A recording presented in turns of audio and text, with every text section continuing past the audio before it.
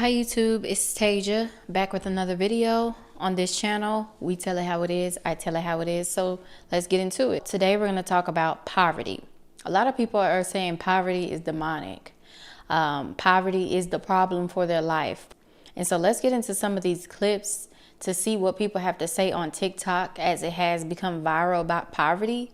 And we'll get into some of these clips and I'll get into some commentary. As always, I appreciate you all the time. Please like, comment, and even share to give more people knowledge on some of these topics I talk about so we can all spread the love, positivity, and knowledge, or for anybody who doesn't know.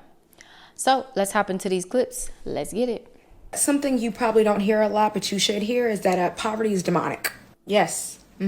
The state of poverty is demonic because it keeps you in a mental state of lack. A poverty mindset convinces you that because that's where you started, that's where you should end, that you'll never have enough and you'll always be in this place, that you're unworthy of abundance and that you're deserving of being in poverty, that poverty will continue to grow and evolve throughout your bloodline. Poverty is in correlation to lack. Lack means that you'll never have enough. Lack means that you don't have the tools that you need at this point in time to do better or to do more or to get more or to attain more. So being in poverty isn't demonic, but staying in poverty absolutely is. That's not to say that the people who are in poverty are demonic, but that is to say that the people who stay in poverty are under demonic oppression. That being in poverty limits your ability to think.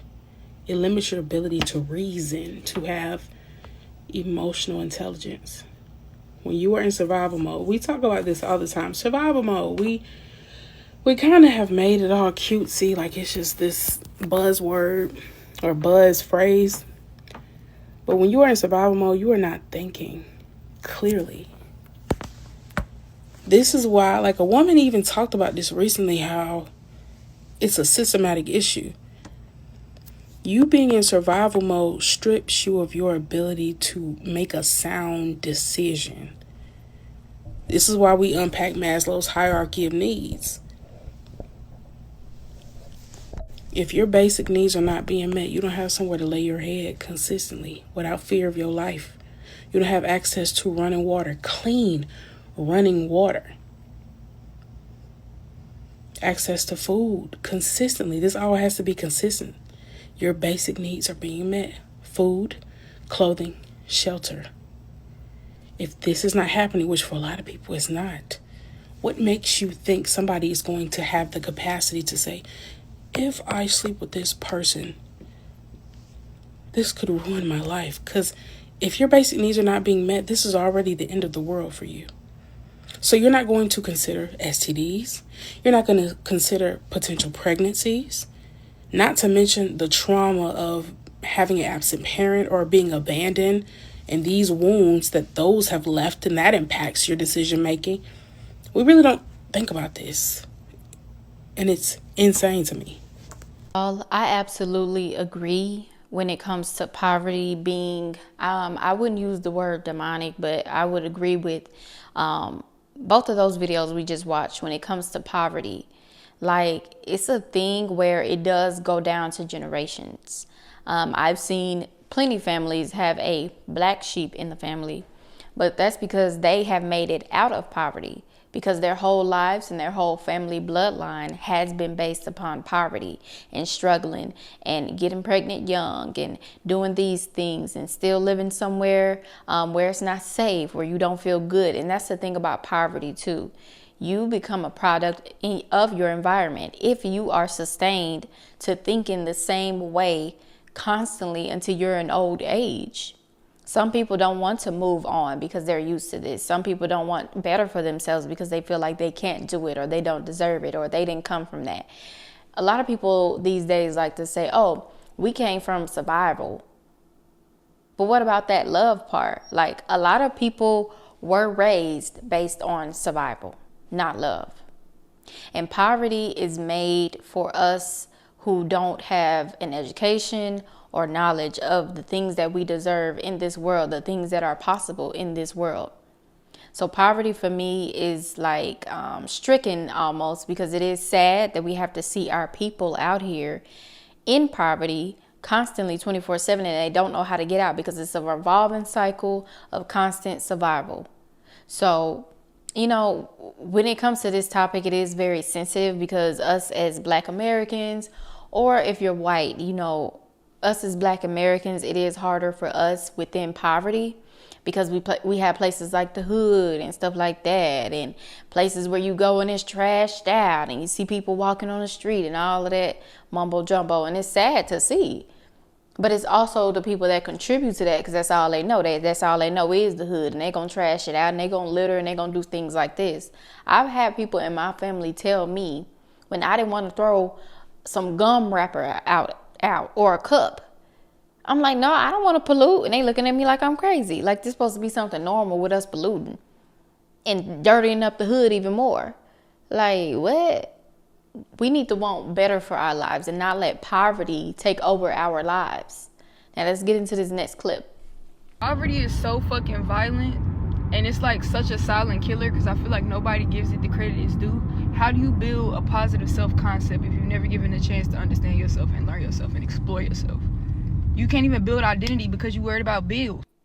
Y'all, I'm parked in front of Dollar Tree because I'm about to go in there and get some essentials. But before that, I honestly just had like the only crash out because I had stopped to get gas, right? And I'm really in a place in my life where I'm really budgeting my finances because I just don't got it like that. I'm in a real crunch, survival, financial fucking rut. And I know it's not forever, but this is just the chapter I'm in. And as much as I try to be positive sometimes, like it's really hard.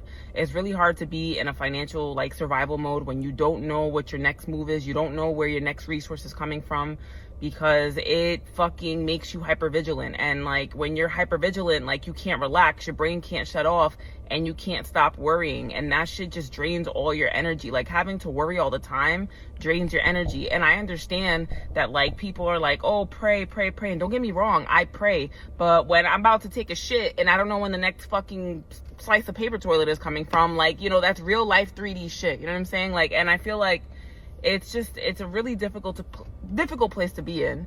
And so with that being said, I had $25 in like my Apple Cash card. And so I was like, all right, bet I'm gonna go to the gas station. I'm gonna get $15 of gas. And then the rest, like I'm gonna take to get like a little bit of essentials at Dollar Tree. And when I asked him for 15 regular, he had put gas in my car and it charged my whole shit. And I just stood there because like, I'm not trying to crash out in front of this man, but I'm like, fuck. Like I literally don't have anything else. Like my regular account is negative. Like fuck. I have no toilet tissue. I have no, like I need stuff for the house. Like I don't have water. Like I don't, oh my God. So he was like, oh, like it charges you temporarily. Like it's gonna refund you. So I literally drove off and I parked on this random street and I just cried. Like I let it all out. Like I couldn't even, it wasn't even one of those like boohoo cries. It was just like one of those silent cries where like the tears just come down and you're just like overwhelmed. You just shut down. And within a couple of minutes, like I got $11 back, thank God. And so with that being said, I'm about to go into the Dollar Tree and I'm about to get, you know, whatever essentials I can with that. But y'all, this is not okay. Like this is not normal. And I share this not because I want to give a sob story, not because, you know, I'm asking for help or anything like that. Because honestly, I'm a person that has a very hard time receiving help, and that's not even like my gist. It's just to shine a light for other people that are going through this shit, because I know that I'm not one of one. And it's not even like, oh, you can tell somebody like get a job. Most of the jobs right now, are not paying enough for you to cover rent, for you to cover bills, and for you to be able to live. You know what I'm saying? Like it's insane. And I don't know where anybody else lives, but I live in New Jersey. It's super fucking expensive on like the Northeast. Like it's the fact that other people live like this, because like I said, I know I'm not one of one. This shit is insane. And the fact that like it's only gonna get worse and this economy is only getting worse. Like I understand, like I said, this is just a chapter. Like I'm in my last year of grad school, so I know I'm gonna have a career next year.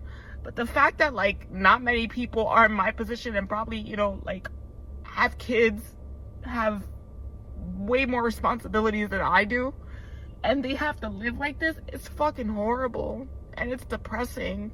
And I think a big issue with like mental health and depression in this country is probably because people can't take care of themselves, and people people know that, it makes you feel like a second-class citizen. It makes you feel like shit. It makes you feel like a bad person. And it makes you feel like you're not enough. And that's a shitty feeling. And it just makes me sad.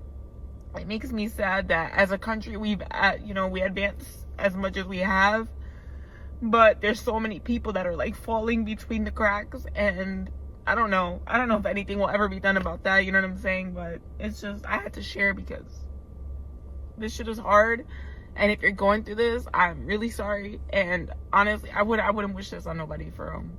Y'all, it is really sad, and I really felt her when she was saying how she doesn't like to ask for help. It seems like she has a trauma from asking for help. And I have that same trauma because once somebody help you out in this world, I don't know what's going on in this world. I don't know what's going on with people. I don't know. But once you ask for help and then somebody actually helps you, oh, you owe them your life. You owe them everything. You owe them the world and beyond that. And that's sad. Why can't we do things for people and it's genuine instead of, oh, after all I did to you, after all I sacrificed for you? Or you think because you let somebody stay with you now they can't speak their mind or they can't do anything because you did this for them. We're still human. Do you understand the value and the definition of help? Help means you're helping someone. Not you're helping them to get it back and you're helping them to say they owe you their life and all of this stuff. No, we're not doing it for that. You're helping because you help someone. Help should not come with a price. Help should not come with bringing someone's trauma up to a 100 level. If y'all get what I'm trying to say, help shouldn't add to somebody's mental health. And so she's saying that she's going to have a career next year and things like that because she's almost done with grad school. Good for her, because the way she's struggling right now, she's going to come out of that struggle. And for anybody else too. She says that a lot of people have mental issues, and the other lady, we can't barely pay bills out here. We're in survival mode constantly 24/7. I understand that. And that's an issue. It's the economy. It's all these things going on. Tariffs, taxes, all of this stuff. And yet we're out here struggling to buy toilet paper, put food on the table. Imagine the single moms with nobody helping them. Those kids have to grow up eating so much unhealthy food, probably because that's so quick for the mom and she's working and she's just trying to get people fed. It's not right. The way we are living, poverty is demonic. Poverty is just, I don't even know how to explain it, because it's not, nobody should have to live like this. You know, everybody's surviving. At this point, we're living. At this point, we're not living, we're surviving. And that is an issue. We wake up every day to work. We wake up every day to work to pay bills. We wake up every day to work to get food. Like all this, we're just working. We're not living. The people who are living life, how you doing it? Because tell me. So let me know what y'all think in the comments below about poverty. People are calling it demonic. People are crying and struggling and in survival mode 24/7 of their lives. Depressed. It's sad. And all I can say is that if you are going through this, or if you know somebody's going through this, give them positive affirmations. Tell them that a positive mind leads to positive life. As simple as that. Change your attitude and things will change in your life. Whatever dark tunnel that you're in, the light will come. And I can say that because I have been through so many testimonies. I'm about to be 28. I have lived through some things. And I know that with attitude change and gratitude and being thankful for every single thing that you're going through, I don't care if you're sleeping on an air mattress in somebody's living room, it's going to turn around for you. Keep that positive attitude and know that everything will be okay. It don't have to be okay when you want it to be okay, but it will be okay. Now, let me know what y'all think about these videos in the comments below, and I'll be sure to be back with another video.